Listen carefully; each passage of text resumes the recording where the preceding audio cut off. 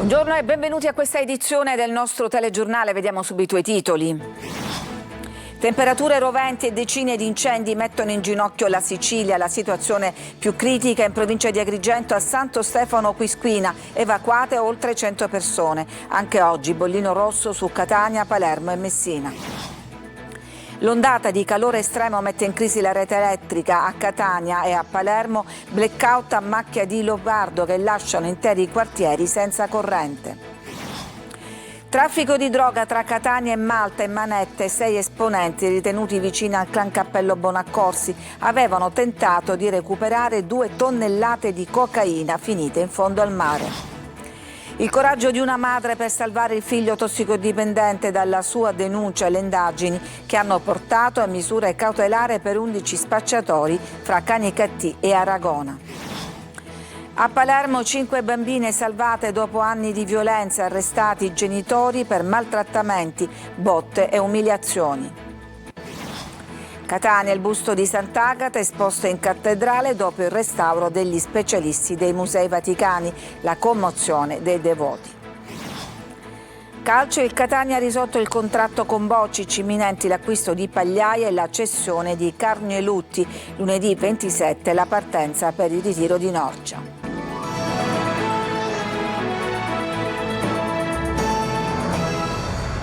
Dunque temperature ancora roventi, oltre i 46 gradi, decine di incendi mettono in ginocchio la Sicilia. La situazione più critica in provincia di Agrigento, a Santo Stefano Quisquina, dove oltre 100 persone sono state evacuate, hanno dovuto dunque lasciare le proprie case. Anche oggi bollino rosso su Catania, Palermo e Messina. Ci dice tutto Eva Spampinato.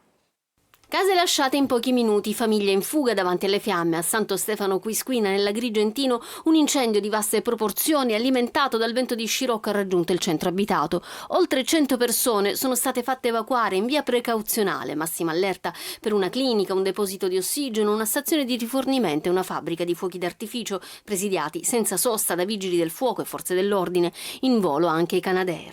Nell'ondata di caldo più intensa dell'estate, con temperature che hanno superato i 46 gradi nel Ragusano, decine di incendi stanno mettendo in ginocchio l'isola. Il vento trasforma ogni focolaio in un fronte difficile da controllare per centinaia di famiglie. Sono ore di paura. A Monreale le fiamme hanno costretto diverse famiglie ad abbandonare le proprie abitazioni. Chiusa la statale 186. A Taormina il rogo ha avvolto le colline sopra la A18, illuminando la notte. Nel Palermitano sono decine i fronti di fuoco. Da Borgo Nuovo, quello che vedete in queste immagini, a Bosco Montano fino a Montagna Longa e Carini, dove altre case sono state sgombrate. A Castronovo di Sicilia il fuoco è arrivato a ridosso delle abitazioni, anche lì famiglie in strada con pochi effetti personali in mano. Brucia anche il Catanese, un incendio ha investito un capannone nella zona industriale. 2 vigili del fuoco sono stati soccorsi dopo aver accusato un malore per il caldo e lo sforzo nelle operazioni di spegnimento. Solo nella provincia etnea, oltre 50 gli interventi nelle ultime ore. E anche oggi sarà un'altra giornata di emergenza. Palermo, Catania e Messina rimangono da bollino rosso. Ma c'è anche un altro fronte di emergenza, perché l'ondata di calore estremo manda in crisi, in tilt la rete elettrica. Ci sono stati blackout a macchia di leopardo che hanno lasciato interi quartieri senza corrente, sia nel centro di Palermo ma anche a Catania. Ci sono stati guasti ripetuti. Desiree Ferlito. Temperature record e blackout a macchia di leopardo che lasciano interi quartieri senza corrente, mentre i cavi della rete elettrica arrivano a surriscaldarsi sotto il sole rovente. Sotto i miei piedi i cavi dell'energia elettrica che in questi giorni sono sottoposti a uno stress eccezionale. Vedete, basta toccare l'asfalto e davvero rovente. I consumi elevati di questi giorni aumentano il carico sul sistema, il rischio blackout è davvero dietro l'angolo. A Catania l'ondata di calore non pesa soltanto sulla salute dei cittadini, ma mette sotto stress anche le infrastrutture. In diverse zone della città si sono registrati distacchi di energia elettrica, con disagi per famiglie, attività commerciali e anziani, costretti ad affrontare ore senza climatizzazione. Al buio da sabato il quartiere Villaggio Sant'Agata, in difficoltà tante persone anziane, molti di loro hanno bisogno di attrezzature sanitarie, al buio, senza luce e senza aria condizionata.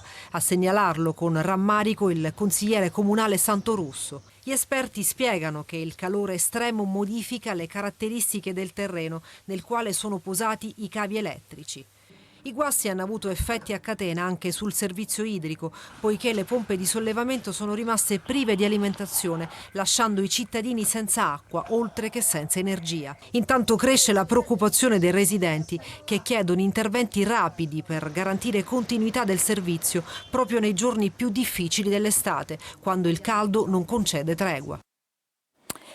Con l'accusa di produzione e spaccio di droga, 6 persone sono state arrestate dalla Guardia di Finanza a Catania nell'ambito dell'operazione Abisso. I provvedimenti si aggiungono alle 15 misure cautelari eseguite già lo scorso 12 giugno. Le indagini condotte dal GICO della Polizia Economico-Finanziaria hanno smantellato un'associazione criminale dedica al traffico internazionale di cocaina, hashish e marijuana. Il gruppo, ritenuto vicino al clan mafioso catanese Cappello Bonaccorsi, operava tra Catania e Malta utilizzando stratagemmi consolidati per il trasporto della droga e secondo gli investigatori riforniva di narcotici il gruppo Borgata del clan siracusano Santa Panagia. Tra gli episodi ricostruiti dagli inquirenti anche il tentativo di recupero in mare di circa 2 tonnellate di cocaina finite in fondo alle coste catanesi. Il coraggio di una madre che denuncia per salvare il figlio dalla droga fa scattare una vasta indagine. Sentiamo i dettagli nel servizio di Davide Sardo. Una madre disperata, decisa a salvare il figlio dalla droga, trova il coraggio di denunciare e chiede aiuto alle istituzioni. Da quel gesto prende il via l'indagine dei carabinieri che questa mattina ha portato all'operazione Demetra. All'alba sono scattati 11 misure cautelari tra Agrigento, Canicattì, Aragone e Santa Elisabetta. 35 militari, con il supporto delle unità cinofile e dell'elicottero dell'Arma, hanno eseguito arresti e perquisizioni. Secondo la Procura di Agrigento, mesi di intercettazioni, pedinamenti e osservazioni avrebbero permesso di ricostruire un vasto giro di spaccio di cocaina, crack, hashish ed eroina con centinaia di episodi documentati nei 4 comuni coinvolti. Nel corso delle indagini erano già stati sequestrati oltre 1 chilo di cocaina e arrestati alcuni presunti corrieri della droga. L'inchiesta avrebbe fatto emergere anche furti, rapine, estorsioni e maltrattamenti ai danni di anziani, commessi secondo l'accusa per procurarsi il denaro necessario ad acquistare lo stupefacente. 6 indagati sono stati portati nel carcere di Agrigento, 1 è finito ai domiciliari e 4 sono stati sottoposti all'obbligo di dimora. Le indagini proseguono mentre resta valida per tutti gli indagati la presunzione di innocenza fino a un'eventuale sentenza definitiva. E per una mamma coraggio, 2 genitori orchi che per anni hanno maltrattato, vessato e seviziato le loro 5 figlie. Almeno 74 gli episodi di violenza fisica accertati. Sentiamo Maglio Viola. Si trovano in una comunità protetta 5 ragazzine vittime di ripetute violenze fisiche da parte dei loro genitori, 47 anni lui, 35 lei, adesso arrestati. Un'assurda storia di degrado e di violenza quella ricostruita dai carabinieri che hanno raccolto prove di almeno 74 episodi, calci, pugni, offese e umiliazioni quotidiane e persino aggressioni con l'uso di utensili da cucina. Episodi che avvenivano per lo più a casa, ma i genitori non si curavano dell'eventuale presenza di altri. Ed è stato questo a mettere sull'avviso il sistema di protezione. L'indagine parte quando una delle figlie della coppia subisce una violenta aggressione da parte della madre a scuola sotto gli occhi di docenti e compagni. Parte la segnalazione e da lì l'indagine proseguita da gennaio a giugno per tutta la restante parte dell'anno scolastico. A coordinare i carabinieri 2 procure, quella ordinaria e quella dei minori. Oggi sono scattati provvedimenti d'urgenza, da un lato gli arresti, dall'altro l'affidamento a una comunità protetta per le bambine. Sulla vicenda non vengono resi noti altri dettagli, neanche l'età delle ragazzine, anche se sono tutte minorenni, per evitare che nel quartiere Oreto, dove abitava la famiglia, si possa riconoscere i protagonisti di questa triste storia. E siamo adesso al bilancio della Regione presentato ieri dal Presidente Schifani e la relazione sullo stato di attuazione del programma. Sentiamo il servizio di Maglio Viola. Conti in sicurezza, addio alla giungla burocratica e sblocco delle grandi opere. Ruota attorno a questi tre pilastri la relazione del Presidente della Regione siciliana Renato Schifani resa al Parlamento regionale dopo 4 anni di governo. Il Presidente si è presentato all'Ars senza sottrarsi ai grandi temi lanciati dalle opposizioni. Sulla questione morale, dopo gli scandali e gli arresti, da ultimo le dimissioni del deputato azzurro Riccardo Gallo Afflitto, Schifani ribadisce una linea di rigore ma nel rispetto della presunzione di innocenza. I comportamenti che riguardano la responsabilità dei singoli non coinvolgono l'azione del governo regionale, che invece ha messo in campo interventi per le imprese, per l'innovazione, per il lavoro. Un governo che ha risanato i conti adesso può lavorare con 5 miliardi di avanzo di gestione, che sta operando nelle infrastrutture, che ha speso i soldi europei, senza dimenticare i termovalorizzatori, i dissalatori e così via. Una relazione durata poco più di un'ora e seguita dagli interventi dei gruppi parlamentari con tempi contingentati in funzione della consistenza del gruppo. Più deputati uguale più minuti a disposizione, come da accordo in conferenza dei capigruppo. Le opposizioni avrebbero voluto rinviare a domani le repliche, invece tutto si è dovuto esaurire nell'arco di una sola seduta. Per la Vardela si è trattato della relazione sull'isola che non c'è. Cateno De Luca invece ha voluto elencare le omissioni più che le cose dette. Mercoledì nuova conferenza dei capigruppo per stabilire, archiviata la relazione di Schifani, l'ordine dei lavori da qui alla chiusura per ferie. A Catania continua anche oggi l'ostensione straordinaria del busto di Sant'Agata, restaurato dopo appunto i lavori compiuti e portati a termine dalle maestranze dei Musei Vaticani in occasione del 9° centenario della traslazione delle reliquie da Costantinopoli. Sentiamo da Ilaria Barbagallo. A Catania porte aperte in cattedrale per una storica ed eccezionale ostensione. Fedeli e turisti in fila per una breve preghiera e ammirare il busto reliquiario di Sant'Agata dopo il delicato restauro voluto dall'arcivescovo Luigi Renna in occasione del 9° centenario della traslazione delle reliquie da Costantinopoli e affidato alle maestranze dei Musei Vaticani. Però sto venendo perché voglio vedere come adesso, l'ho vista ieri sera alla televisione, però adesso voglio vedere dal vivo come... Siamo qui. Sfidiamo anche caldo. L'attesa finisce davanti all'altare ed eccolo il prezioso busto reliquiario così come lo aveva concepito l'orafo senese Giovanni Di Bartolo. Il volto di Agata brilla di una luce nuova così come gli ori e i gioielli ex voto, segno di una devozione che attraversa i secoli. Anche il velo è stato restaurato. Il busto reliquiario prima e adesso dopo il restauro. Che impressione le ha fatto? Un po' emozionante. La vedo commossa. Sì. È una cosa meravigliosa, indescrivibile per chi ha fede. Io vengo da Pescara, è stata una grande emozione, devo dire. Grande l'emozione dell'arcivescovo Renna nel rimuovere dalla calotta il sacro cranio che verrà riposizionato in agosto. Mi sono reso conto di trovarmi davanti a qualcosa che ci è stato consegnato non come un qualunque dono, ma come un dono di fede. Gli interventi di restauro hanno regalato emozioni inaspettate anche alle restauratrici. Quando eravamo soprattutto sole, no? Noi restauratrici con il busto, e sembrava che pian piano sorridesse, no? Sempre un po' di più. È stato, mi vengono ancora un po' l'emozione perché abbiamo sentito una bellissima connessione. Ci fermiamo, c'è una pausa per la pubblicità, torniamo tra pochissimo con altre notizie.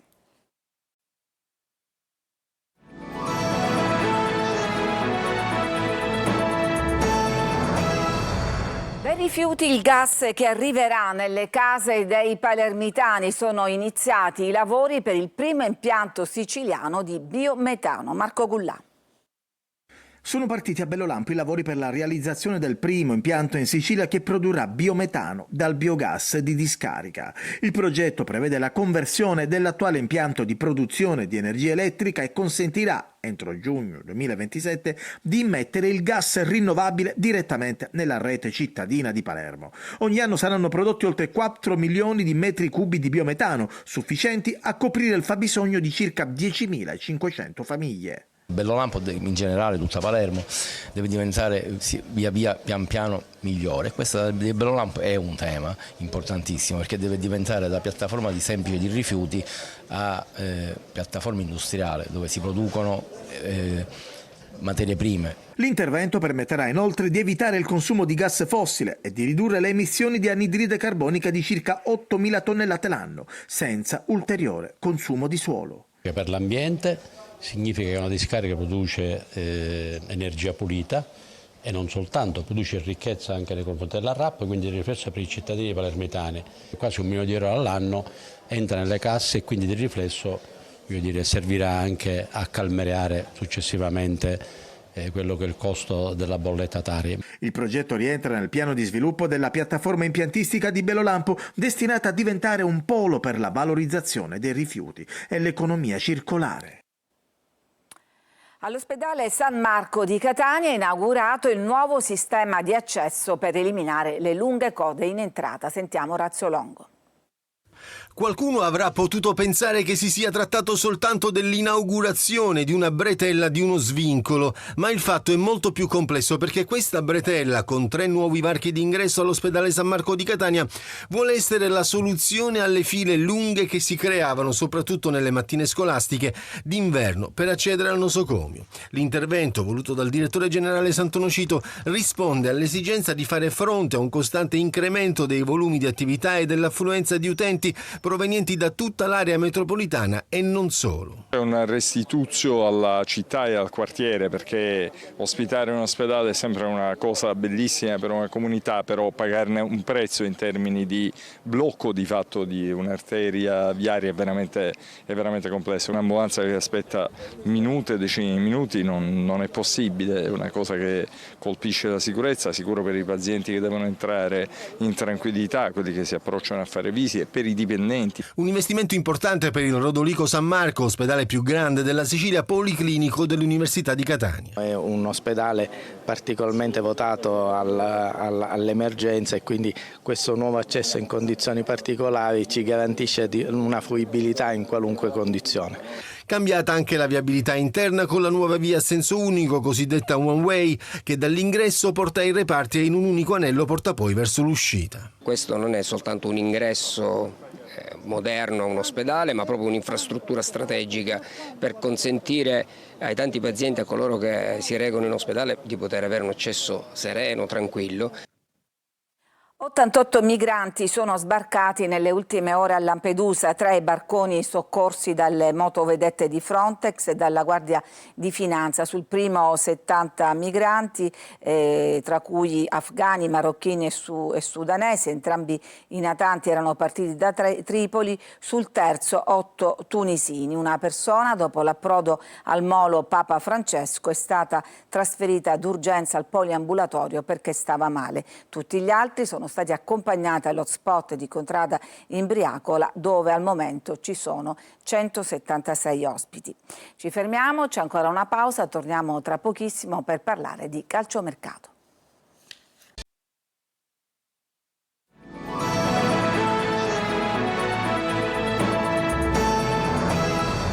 Siamo al calciomercato. Il Catania ha risolto il contratto con Bocic, imminente l'acquisto di Pagliaia e la cessione di Carnielutti. Lunedì 27 la partenza per il ritiro di Norcia. Sentiamo Sergio Colosi.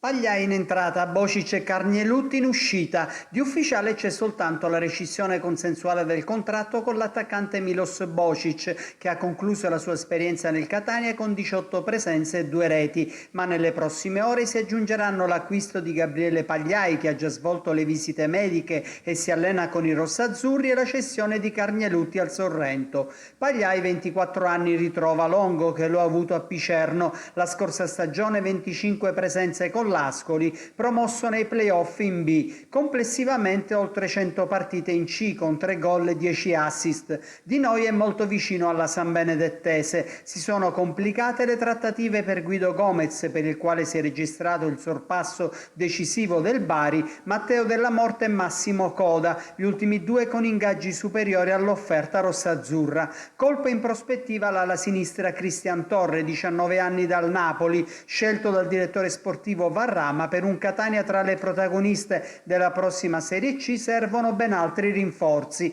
Domenica prossima si conclude il ritiro in sede e lunedì trasferimento a Norcia per la seconda fase. L'obiettivo dello staff tecnico è lavorare con un Catania non distante da quello che dovrà affrontare il campionato, ma il rischio del contrario è abbastanza concreto. Mercoledì e giovedì doppia seduta al Massimino. Ed è tutto per questa edizione, vi lascio adesso alla rassegna stampa e l'informazione torna come sempre alle 14. A tutti una buona giornata.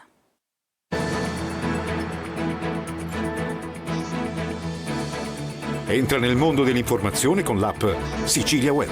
Resta sempre aggiornato con le news e le live in diretta.